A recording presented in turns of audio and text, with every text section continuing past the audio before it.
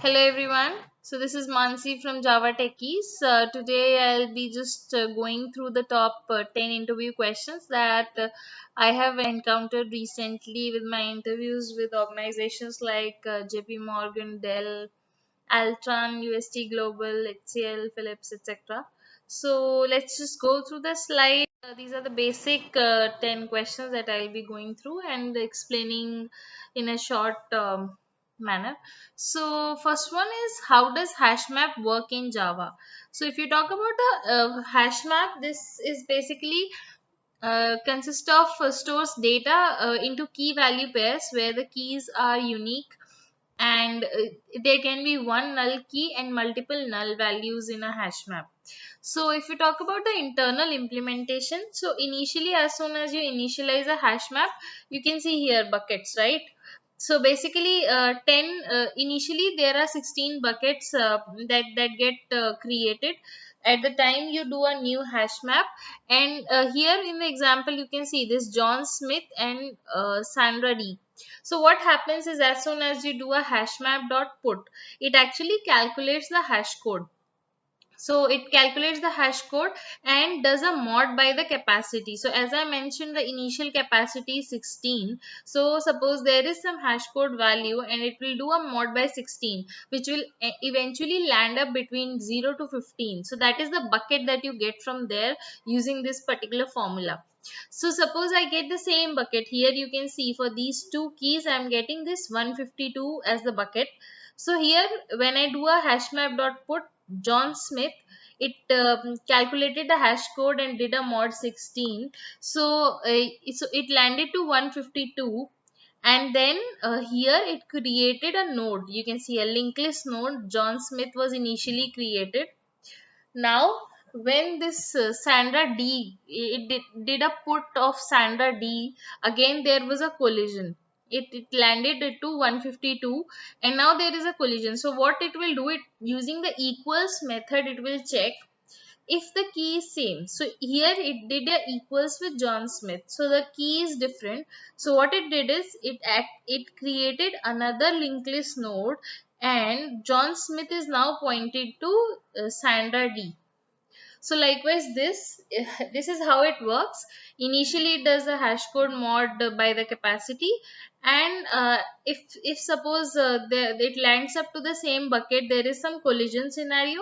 In that case we are using equals method to find out if some key that already exists with that particular value will actually be either replaced if it exists. If it doesn't exist, it is going to create a new node for it. If you have any further questions, you can definitely ask in the comment section. So now moving on to the next question. So it is, what is the difference between iterator and list iterator? This is a very common question that most of the people ask. So basically we can use iterator to traverse a certain list, whereas in case of list iterator it is only used with lists only. Now iterator can actually traverse only in forward direction, whereas list iterator can actually traverse in both the directions. That is it can traverse in the forward as well as backward direction. Moving ahead, what is the need for overriding equals method in Java? So as you know, initial implementation of equals method is actually provided by the object class. So into that, let me tell you, this equals method compares the value, and apart from that it also compares the reference as well. This is the implementation into the object class. So as you know, in string class we have overridden the equals method, which just basically compares the content only. So suppose I have some kind of customized object, like for example, I have an employee object or a student object. It has certain attributes like ID, name, last name, address, things like that are specifically related to an employee or a student. So in that case, if I use equals in order to compare two different objects, if I use equals of object class, it will actually compare the entire object. However, if I want to use some kind of custom thing, so in that case I need to override my equals method. I can simply override my equals method, and based on my requirement, suppose I just want to compare the ID between two employee objects, so I can just consider the ID field. If I want combination of certain fields, there you can use like that as well. Now moving on to the next question, what is the difference between fail fast and fail safe iterators? So as this is also a very commonly asked question. So basically fail fast iterators are the ones which works on collection objects, whereas fail safe iterators works on the clone, or you can say copy of collection objects. Like for example, in whenever you try to you are actually iterating over a particular collection object, and you try to modify its value. Like for example, array list, if you are iterating over the array list and you are modifying its value, you are adding an element to an array list, it will throw you concurrent modification exception. So these are kind of fail fast. Whereas if you talk about fail safe, so if you try to modify the collection while iterating, it does not throw the exception. The reason being, because it is not modifying the original collection object, it is actually modifying the copy or copy or clone of that object, and then replicating the value into the original one. So example of that can be copy on write array list, concurrent hash map, etc. So basically, there is one disadvantage that also comes with failsafe, that is it occupies extra memory, whereas failfast doesn't require extra memory, because in that case you are actually operating on the same object, whereas in failsafe it creates a copy or clone of that particular object and operates on that. Moving ahead, so what is the difference between hash map and hash table? So, hash map is non-synchronized in nature, as we all know. It is not at all thread safe. So, in case of multi-threaded environment, it is recommended to either use concurrent hash map, or you can use the synchronized hash map as well. However, the concurrent hash map has a better performance than synchronized map. Whereas in case of hash table, it is synchronized and it is thread safe in nature. So in case of a multi-threaded environment, you should always go with hash table instead of hash map. Hash map, as I already mentioned, allows only one null key and multiple null values, whereas hash table does not allow any null key or null value. Hash map is generally preferred over hash table if you do not have a multi-threaded environment. Your object is actually not being accessed by multiple threads.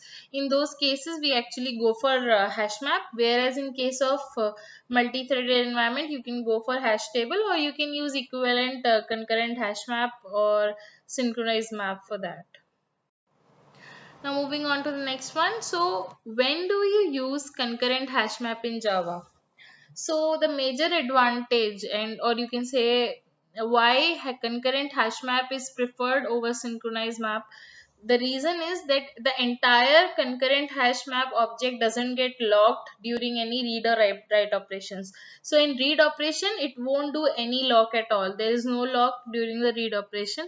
And when suppose your thread is going to write to the concurrent hash map, so it will actually you can say lock a particular segment onto which your thread is going to write. It is not going to lock your entire concurrent hash map object. It is just going to lock that particular segment. So we have a segment level locking that is there in concurrent hash map, because of which it is very good with performance if you talk about synchronized map. However, this is only the case if you have fewer write operations than read. So if suppose you have like your number of write operations and number of read operations are equal, so then concurrent hash map will also have the same performance as synchronized map, because definitely your write operations are also going to lock the segments. So in those cases it is equivalent. Otherwise concurrent hash map is better in performance than synchronized map. Now, what is copy on write array list, and how is it different from array list and vector? So basically, copy on write array list, as I mentioned, is a fail-safe collection. And apart from this, it was introduced into Java 1.5 version, which provides better concurrent access than and provides better concurrent access than synchronized list. So this concurrency is achieved actually again in copy on write array list. We create a copy of that particular array list, and we actually with every write we actually write to that particular copy and then replace the original values instead of locking the array list object. So copy on array list doesn't throw any kind of concurrent modification exception because this is a fail-safe collection. And apart from this, it's different from array list because it is thread safe, whereas array list is not thread safe. So again, in case of multi-threaded environment, you should always prefer copy on write array list rather than array list, or you might have to, configure or synchronize array list using synchronized blocks or something like that. Otherwise, you can simply go for copy on write array list in that case. So the next question is, while passing a collection as argument to a function, how can we make sure that function will not be able to modify it? So for this scenario, you can actually use this method unmodifiable collection that is actually provided by the collections class. So using this, you can actually create read only collections only. So this is the case where how you can actually create unmodifiable collections which cannot be modified. So this method, before passing it as an argument, this will make sure that the operation to change the collection will throw unsupported exception. If you're trying to modify it, it will throw unsupported operation exception. Now, how to decide between hash map and tree map? So, as we all know, hash map and tree map both are implementations of map interface. Here in hash map, you have random order. There is no specific order into which your data is going to be saved into key value pairs. Whereas in tree map, it will be saved in a natural in a kind of sorted order. So, in case of tree map, it actually internally uses red black tree algorithm to do that. So, in order to insert, delete, and locating elements in a hash map. So, if you want to actually insert and fetch data from a map, and you want to actually do some manipulation with the map, in that case hash map is the best because it has the lowest complexity. However, if you need to actually have your keys into a sorted order, in that case you can go for a tree map. Yeah, so coming on to the next question, what is comparable and comparator interface? So comparable interface is basically used for natural sorting order.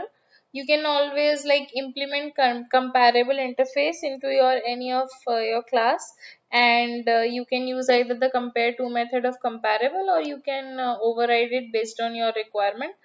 But compared to method of comparable, you can use. So basically it will return a negative integer if this the current object is less than the provided one. And if suppose it is equal, it will return 0, and it will return a positive integer if your current object, that is this is less than your provided object.